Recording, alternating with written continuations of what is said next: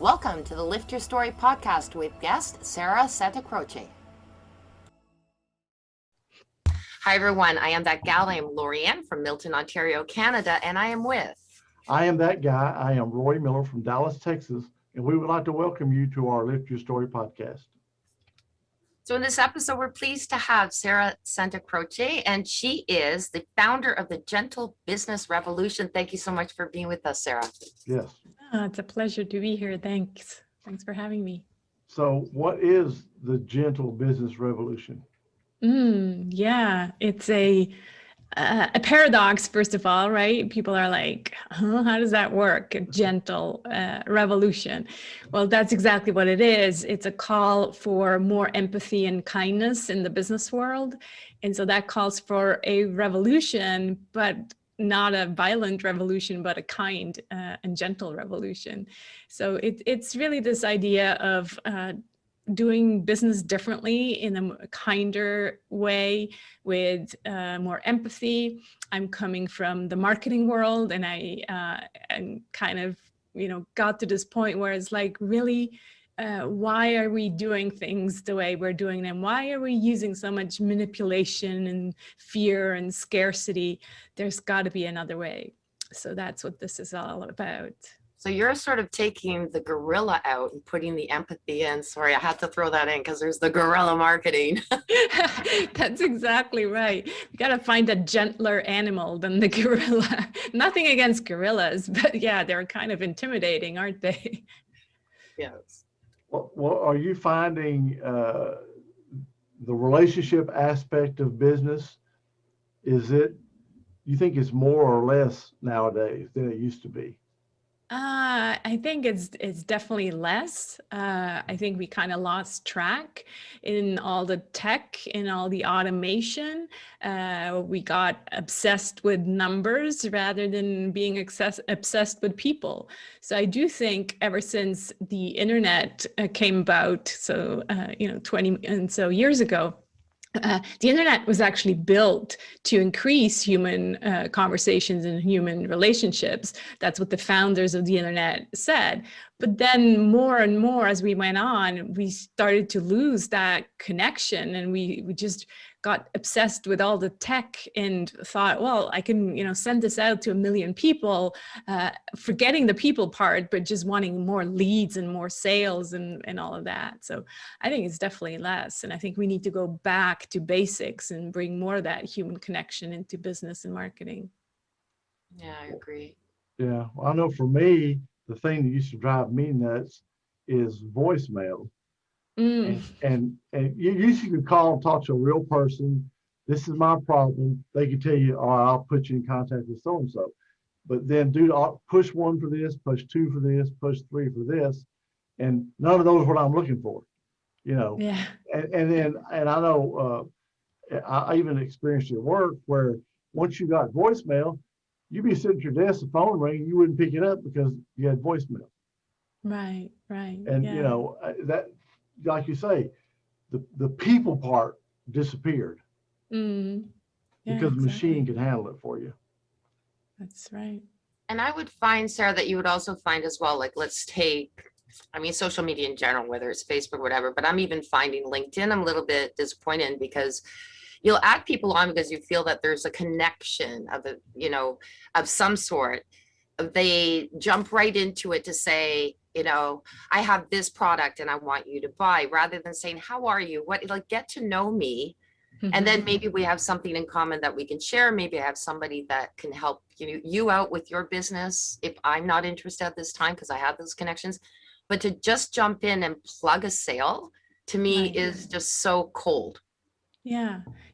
And I have quite a bit of experience with that because I have built a successful LinkedIn online consulting business. So I started out training about LinkedIn 12 years ago. And that's always what I told people is make it a human connection. That starts with personalizing the invitation. But then again, people took it too far. There's so many of my competitors or colleagues, whatever you want to call them, who are teaching people how to use third-party tools in order to then just send out 1,000 automated connection requests. So a lot of these messages that you get, they're not actual humans, or they're like managed by a human, but this is not a genuine invitation. And that's why immediately after you connect, they send you their second automated email, or not email, but message on LinkedIn. So there's tools that do that. And I'm just disgusted by that, because eventually that will break LinkedIn, right? It just, people will get so tired of that they're like, I'm out of here. This is just, not working. And that's not, if you do it in a human way, in a gentle way, then you can actually, like, LinkedIn is a tool that really works well, but you have to put the time into it. And I think nowadays we want everything to be fast. We want, clients fast and sales fast, and everything has to be fast. And so that's why we're like, well, if I send 1,000, then maybe one response, and so that will give me a quick sale. But where's the integrity in that? I always think fast in, fast out, because if you're fast to go for it, you haven't built that relationship, that loyalty's not there, that like is not there. So yeah, you might get that client, but you don't have that long, that connection. And what that means, then you have to keep hustling, No wonder there's so many entrepreneurs who burn out, because it's just this constant hustle game that just, burns you out. So how many touch points does it take to get that relationship established? Yeah, they used to say it was 7, it was 7 touch points. And exactly, like, how can you expect that someone whom you've just met on LinkedIn, like, that they immediately need your product? It's just beyond, like, it's really astounding to me that it must still work. Otherwise, why would people do it so much? But again, it gets you these clients who are into scarcity, into the fear, and those are not the ones who are going to get the best results. And so you basically keep hustling, and it's just, it just doesn't work. And I do like LinkedIn. I mean, for the most part, out of, I would imagine, all of the social media, is probably the least one that I get any sort of, but like I said, if it's immediate and you say, okay, well, this person's a really interesting, career. And so they're asking to connect with you. You go, sure, because I want to learn more about it. But then it's a sales pitch right off the bat. It just completely turns you off. And you go, no, I wanted to know more about what you do. Not to say that I need your services, someone else might. But to go straight for the gusto is just, to me, it's not the proper way of doing it. And then direct. It changes your mindset about that person, because you're, which is weird. Yeah. And so often let's cut them some slack, because often they do that because someone else has told them to do so. Yes. And so that's why I'm coming from this idea of, the revolution. Because I've been there. I've also followed the gurus and, whatever templates or whatever, because we think that's just how it works. And if you're going to be in business, maybe that's just how it works. That's how it's done, because the guru tells you so. So what I'm saying is, like, let's just unlearn everything that we have learned, because clearly it's just not working. I really dug deep into the anxiety that this creates for so many people. There's so much anxiety amongst, consumers, customers, but also entrepreneurs who feel like they have to do that in order to get business. They don't actually necessarily feel good doing it. So some of these people who send you these pitches, they're probably like not feeling great about it, but they think, oh, this is just how it works. So, yeah. So how does the empathy come in? How did you discover that as your message? Empathy? Mm-hmm. Yeah. I think it's pretty, like, we all know that empathy should be something that we should pay attention to. But yet, when you look at the marketing stuff, it doesn't really feel empathic when you get some of these emails or pitches or whatnot. So what empathy really means is putting yourself into your client's shoes and analyzing or feeling what they're feeling. And that's really when you can, share messages that appeal to them. And you're not trying just to again, manipulate them, but you're really saying, yes, I understand. I've been there. I, had the same experience, and, let's see if I can help you with that. So it's really, in marketing, we're often taught, you got to find the pain points and then really talk about these pain points. And that feels just like aggressive and negative, right? So I'm saying, well, yes, you need to address that there's some kind of discomfort. Otherwise, why would they need a solution? But you don't have to do it in an aggressive way. And that's where empathy comes in. You do it in an empathic way. I understand, but let's, move on, and let's look at the positive and not go on and on about all this negative stuff. How do people receive your approach? I mean, because you've learned this way, and now you're coming at a different angle, and so how do people react to that? Yeah, it's interesting. I think it's really good timing. I think 2 years ago I started talking about this, and people are like, yeah, there wasn't really a response yet. And now, just, with everything that we went through, COVID, obviously globally, elections in the US, just kind of everything, the times that we are in, people are like, oh yeah, we need something different. We need some, fresh air. We need, more kindness and gentleness, and we want the truth. I think a lot of people are like, we just want the truth. Don't take us for fools anymore. You can't, manipulate us. We want transparency, and we want the truth. And so that, it feels like the marketing is kind of stuck. We're still doing what worked 10 years ago, and yet people's consciousness has sped up like a lot. And so it's like we're not talking to each other. Marketing is talking to people 10 years ago, and we're like, hello, wake up. We're much smarter than that now. So that's what it feels like to me. I think you're dead on with transparency, truth, consciousness. I mean, today, I think that is so relevant, right? Because of what's going on now. The people have awakened. I guess, exactly. Yeah, that's what it is. A good way to put it. From things that were the way they were. Now then, it's like, hey, that's not working. We need to make a shift. Right. And I think the mindset is shifting for a lot of people that That's we're stuck in it's always been done this way. Why change it? Exactly. It's interesting what you say too, Sarah, because, in the sense through this COVID, before that you're busy, and some people had side hustles and so forth, and you're constantly doing this. All of a sudden, I believe that this COVID had us sitting there long enough to observe more.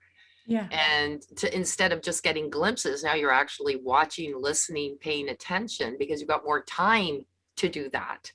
Exactly. And so, yes, definitely there's an eye opener in saying, hey, you know what? I wasn't really aware of this before, but heck, I've been here watching, paying attention.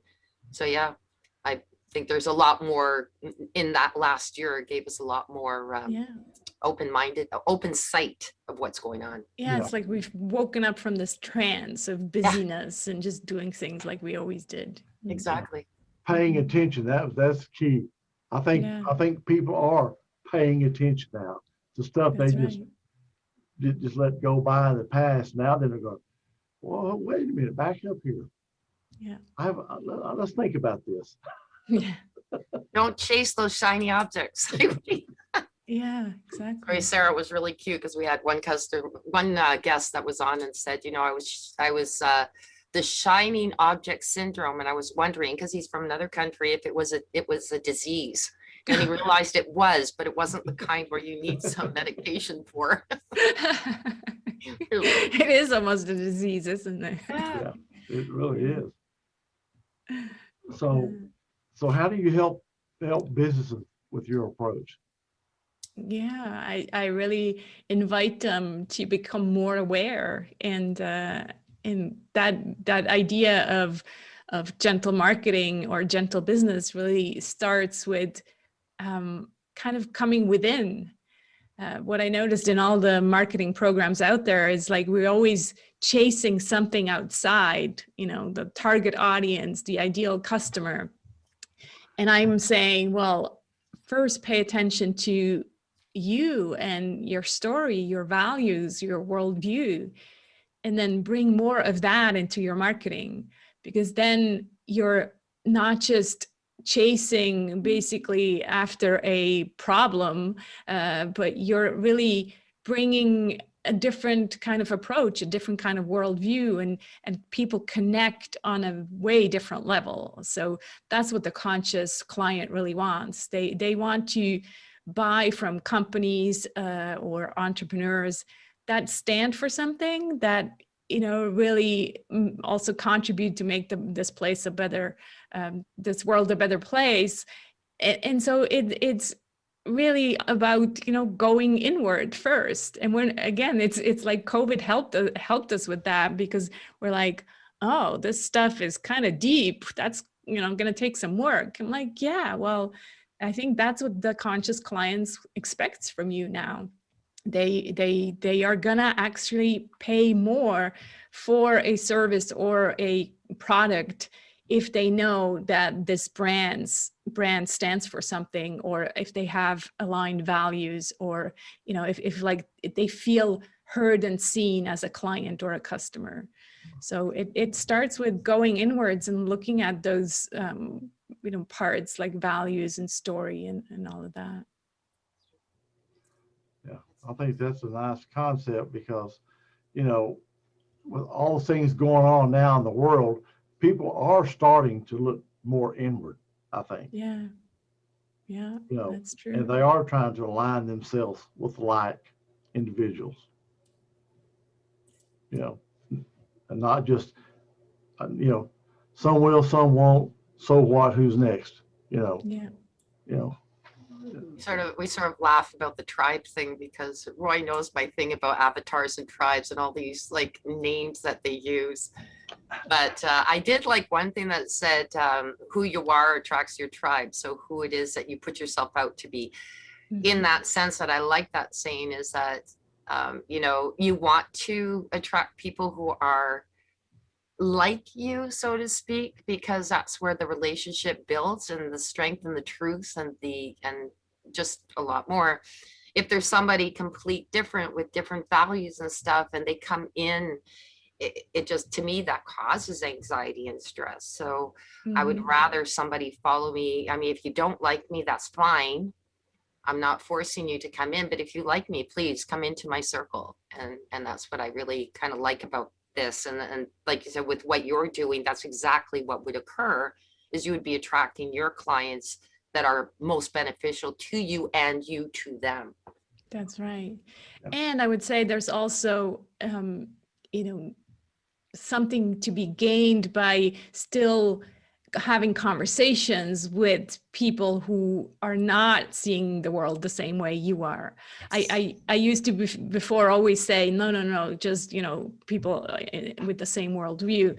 But I think it's important that we practice also to have difficult conversations with people who don't have the same values. And yeah, it's probably not the people that we're going to be working with, but I think it's still our duty to still practice those conversations, right? I do agree with that as well, because you Yeah. don't want to be closed-minded. You don't want to set yourself in that little bubble. But yes, definitely, I agree with that. Yeah. Yeah, you have an open mindset. Everybody's not going to be the same as you. Not everybody's going to agree with you, but you can still have that conversation.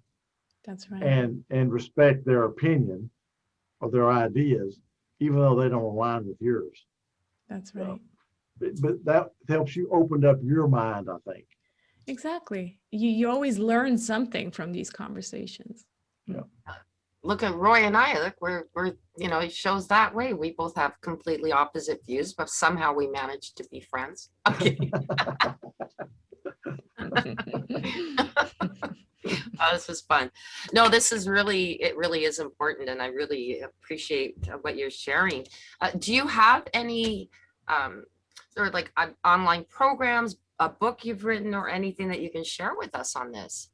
Yeah, actually, I've just published a book about 1 month ago. Oh. It's called The Gentle Marketing Revolution, and it can be found on Amazon.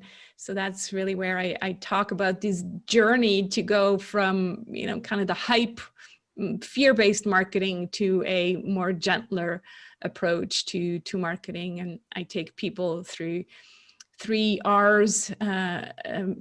First, you rumble with your own story, then you rise above the crowd and you kind of step out and say, okay, this is me, and I bring more of me into my business and into my marketing. And then you resonate, because now that you know who you are and you've given yourself permission to be different, now you're really resonating with your ideal clients. So it's kind of this journey through a labyrinth. I use the image of a labyrinth because that's when you market from within, when you go through the journey of the labyrinth and go inside and then come back out and are really transformed and are now able to kind of unmarket or forget everything you've learned before and come with a new approach to marketing and business. Oh, wow. Do you have a website or anything? How can our listeners reach out to you for more? Yeah, so people can look me up on Santacroce.com. That's my website. And if they're really interested in the gentle marketing approach, I have a free download that takes you through the 7 P's of marketing that I basically redesigned in the form of a mandala, because I felt that was more kind of holistic. It's like when you go through the mandala, which is a creative process, you find to your center, and that's what gentle marketing is all about. So people can find that at sarahsantacroce.com/1 page. So the number 1 and then page. Oh, wow. So, yeah. Great. I love graphics. I find that, Yeah. just for our listeners, Sarah just showed us a graphic of those 7 P's. And it's just so much easier to navigate when you see visualize. those. Yeah. Yes. Yeah.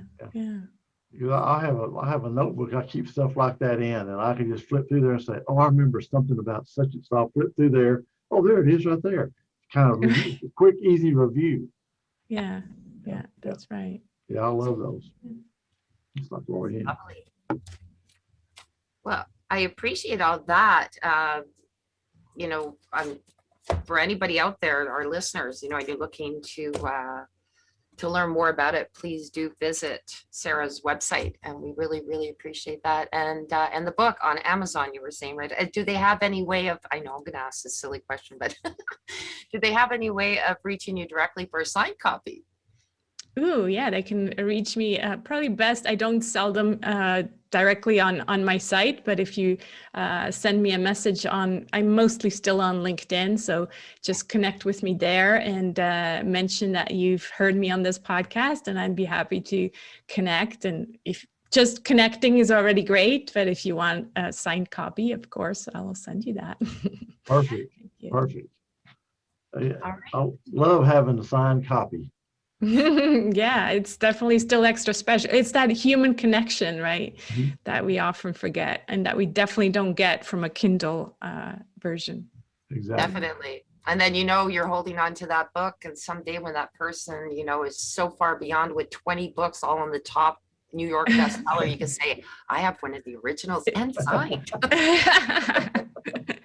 Who knows? And what I also put in my the signed copies that I sent out, I just sent out one the other day towards your end neck of the woods, Lori, and in Calgary. Yes. And so I said, yeah, this book traveled all the way from, I had to order them in France, then it got shipped to Switzerland, and now I'm shipping it back to Calgary. So yeah, it's a well-traveled book. Beautiful. All right. Well, I really thank you for your time, Sarah. I really appreciate it. Yeah. And thanks for having me. It was a pleasure. Absolutely. So remember, people, be kind out there. Yes, definitely. Take care. All right. Thank you, Sarah. Take care. Bye. Bye. Thank you for listening to this episode. Be sure to visit us at lifterstory.com.